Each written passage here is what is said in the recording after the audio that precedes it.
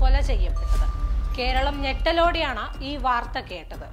കേട്ടുകേഴ്വി മാത്രമായ ക്രൂരതയുടെ മുഖമാണ് ഇവിടെ നാം കണ്ടത്.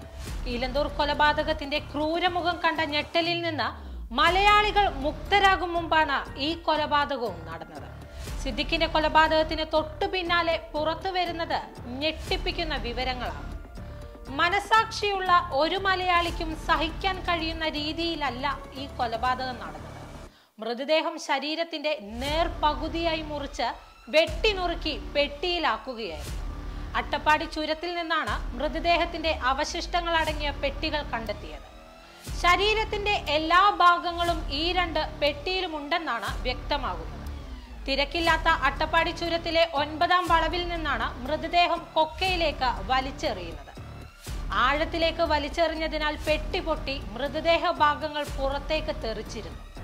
വെള്ളം ഒലിക്കുന്ന നിലയിലുമാണ് മൃതദേഹം നിറഞ്ഞ പെട്ടി കണ്ടെത്തിയത്.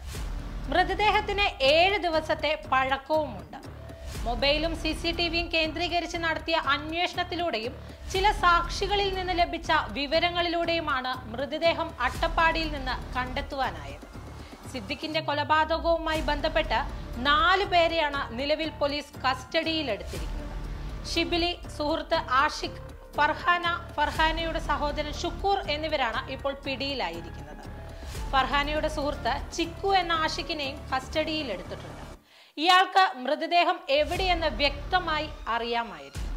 ഇതിന്റെ അടിസ്ഥാനത്തിലാണ് അട്ടപ്പാടി ചുരത്തിൽ പരിശോധന നടത്തിയത്.